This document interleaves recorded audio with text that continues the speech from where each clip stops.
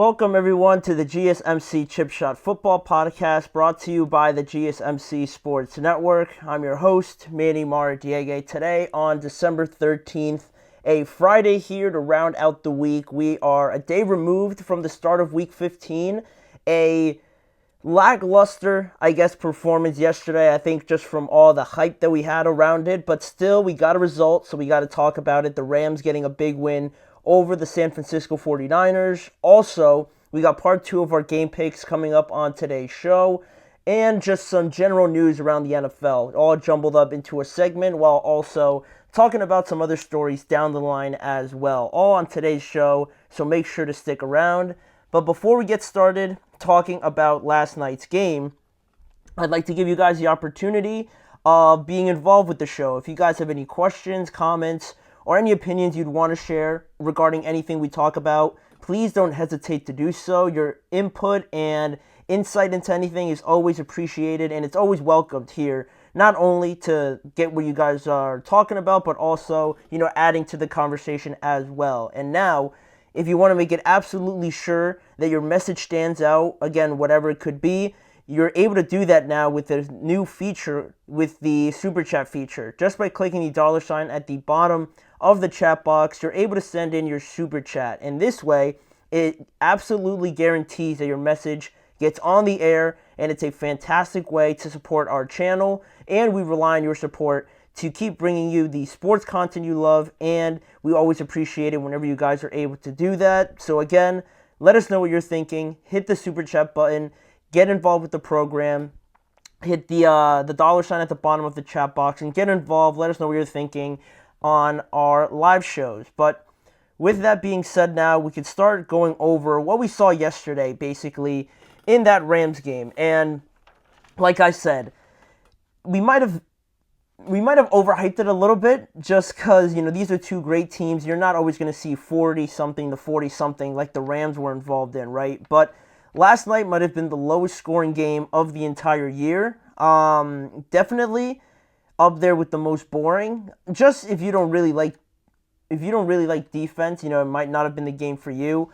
I watched it just because I was holding out hope that we could see something, hopefully in the second half. But unfortunately, it never came. But we had to get a winner, and that was the Los Angeles Rams. They ended up winning the game 12-6, 4 field goals to 2 field goals, basically, in favor of them. And in the end, this has been the only game without a touchdown all year. And I guess it does make sense just because the NFC West has been so tight throughout the entire year, right? There's been a period where the Cardinals were first place. Now the Seahawks are in first place. Everybody thought the 49ers were going to win it. The Rams were always there. I don't think people were picking them to win necessarily, but we knew that they were going to be a formidable team. And now the road has really narrowed after a game like this, because the win for the Los Angeles Rams brings them to 8-6 on the year now, and it's their 7th win in their last 9 games, and it moves them within a half a game of the Seattle Seahawks for first place in the division. And it's also, I think with it being so heavily based on defense, I thought it was a pretty good sign for that defense, right? Because in the previous games, against the Saints, not so much, but against the Eagles, they gave up 37, and against the Buffalo Bills, they gave up 42. So now to go on the road against a desperate 49ers team, to have their defense show out like that, that's a positive you can take away from the performance, right? Of course, you don't want to put up 12 points, but you could look at it as, the glass half full, and be pretty satisfied that your defense, responded and only gave up 6 points. So not only that, with the win, obviously, they're 8-6 now, but it puts more pressure on the Seahawks now that they are going to play Green Bay, I believe, at home. So with that being the case, it puts a lot of pressure on them, because if they lose, now they have the same record as the Rams, and they still got to play each other as the last game of the season. So the Seahawks got a lot on their plate coming up this Sunday.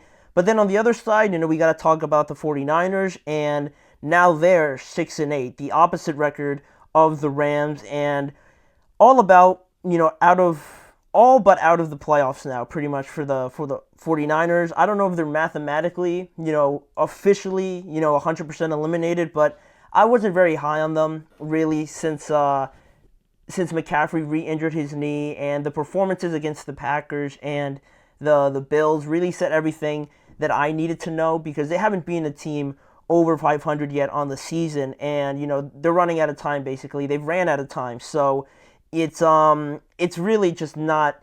It's not been the season for them. They've dealt with a lot, on and off the field, which we're going to get to in this game. But really, this time around, it was the fourth time this season that San Francisco has lost to a divisional opponent after leading by 3+ points in the fourth quarter. So that's obviously significant because of the fact that you got to beat your divisional opponents, one, but especially at home, right? The home games are supposed to be your advantage. You can't be losing about all of them now, right? Based on the stats. So that's obviously huge. And Fred Warner talked about it too after the game, where he said their inability to close out games and just not feeling like they're good enough really in these big moments. They don't play complementary football towards the end of the games, where they might need their defense to come up with a stop like last night, or they need their offense to put up points and things like that, or again, going back to their defense, where they've given up comebacks like I just mentioned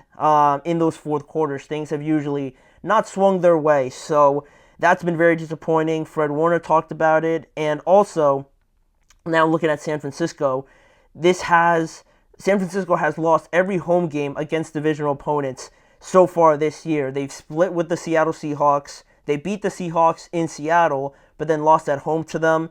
They still got to play Arizona at Arizona, but the Cardinals already beat them in San Francisco, and the Rams just swept them. So, again, very rough go of it. And there's not really too much to talk about in the breakdown of the game, other than the fact that the game really started to kind of turn when the Rams hit that big play to start the fourth quarter, that 51-yard pass to Puka Nacua, which set up a field goal, which gave them the lead 9-6. And when the 49ers had an opportunity to tie this game, Brock Purdy threw an interception. The double move didn't really work, and he threw an interception basically in the end zone. And then the Rams put together a 13-play, 69-yard drive to basically ice the game with another field goal and end up winning 12-6. And there was a couple things I wanted to talk about outside of just the result, because I think the overarching thing that I really took away from the game was how this was just like the ultimate final nail in the coffin for a very just nightmarish season for the 49ers. You can't even begin to list out the things that they've dealt with this year, apart from the injuries and all the other crazy things that they've had to deal with. But in this game, we saw the offense play poorly, obviously, but Deebo was a big talking point going into this game. He was frustrated with the lack of attention, lack of targets. He was complaining about getting the ball more, and he made it pretty evident. So with that in mind, if you're going to do that, you're going to fully buy into kind of saying it and outing it in front of the media. The next game, you better have a massive impact in the game and have one of your better games. But that really wasn't the case for him last night, because he was targeted the second most amount of times among all receivers. He was targeted 7 times, along with George Kittle. Juwan Jennings led everybody with 9. But Deebo only finished with 3 receptions for 16 yards. And really, everyone's going to talk about the drop that he had on a 3rd and down in the red zone. I believe on their first drive of the second half, where it was 3rd and 10, they were in the red zone. He had a nice slant move. It was a great call. He beat man coverage, and he was as open as you could even get on a slant route. Brock Purdy put it right at, lower chest, upper abdomen level, and Deebo just simply dropped it. He kind of looked ahead and didn't really see the ball into his arms, and he dropped it. They didn't convert the first down, obviously, and some of the boos started raining down. So I thought that was pretty significant, because at that point, I felt like it was so demoralizing. At that point, the score was only going to be 6-3 then, but for Deebo to come in and complain like he did, and then have a drop like that and really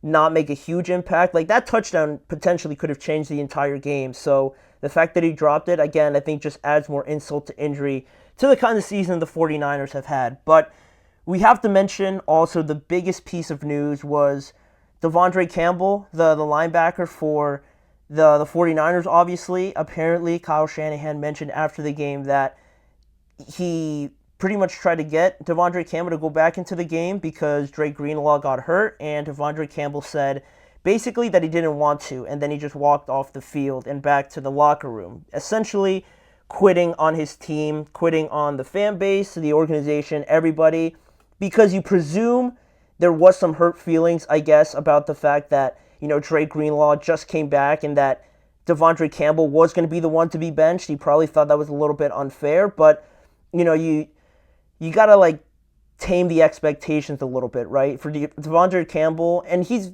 very much in his own right to think that he should be starting, but, you got to know the situation a little bit, right? You know how much Dre Greenlaw means to this team and really how much he's revered. So you know that it's him and Fred. It's him and Fred as the starters. So it was always going to be almost impossible, and it sounds a bit unfair the way I say it, but it's reality, right? This was his team, him and Fred's team, and they were playing great in the first half, It's not like Dre came back and he was suffering and, still Devondre Campbell wasn't playing. Dre was balling out. The 49ers were playing great on defense, and the Rams, there was a reason why they didn't get a first down in their first 4 or 5 drives or something like that. Dre was playing well, but the fact that you still dressed and, had the responsibility to yourself, to your team, to the organization, and to the fans that if you're going to dress, you should be ready to play. And the fact that he, just kind of threw in the towel, and I'm pretty sure the 49ers cut him, I think just today in the afternoon, but that was extremely disappointing, and it was so, like I can't even put myself in the shoes of the other 49ers players, because I thought it was such a great point where people brought up the fact that this team specifically is not the team to kind of do something like that, because I mentioned all the stuff they've gone through. Christian McCaffrey has battled back from injury, and he re-injured himself. He would do anything to be out there for Devondre Campbell to just kind of throw that opportunity away. Then you look at Brandon Ayuk, towards ACL. Again, another player that would do anything to be out there, but he can't. Trent Williams, same thing. He's trying to battle back from injury. Nick Bosa just came back from injury to play in this game, so they don't really need that. And you want to talk about even more personal things. You want to talk about Trevarius Ward and how he lost his daughter this year, and it would have been perfectly fine for him not to come back, because you can't even imagine what that's like, right, as a player and trying to deal with that. But he put the team first, trying to bring them, back into playoff contention and things like that. So for him to still be out there and playing out there, and then have this guy Campbell not, value that and really value what his teammates are doing, it's insane to even think about, and putting it in those terms. Ricky Pearsall, the rookie, first year, no NFL experience, no real ties with this team yet, right, in his first year. He was shot in the beginning of the season, and he's still out there. So for Devondre Campbell to kind of take all of that and just really, turn his head the other way and just quit on this team where they're, battling, everybody still has hope to make the playoffs. But for him to do something like that, really didn't sit well with me. It was pretty uncomfortable, and obviously not what you want to see. So the 49ers cut him, and it's just I don't want to say it's been that kind of season, because something like that is just inexplicable, but it's been hurdle after hurdle after hurdle for the 49ers. So that really culminated everything there in the end, and they ended up losing the game. So it was a pretty hard watch as a fan, but also seeing what happened afterwards, really, it was just inexcusable from Devondre Campbell. So that was how it all ended up, and just culminated for the 49ers, unfortunately. So the Rams get a big win, and now they move on with the rest of the season. And for us, talking about moving on, we're going to move on to our next topic here, looking at our game picks, the rest of them, for Week 15. We'll be right back with that after this break. Feel like I'm losing.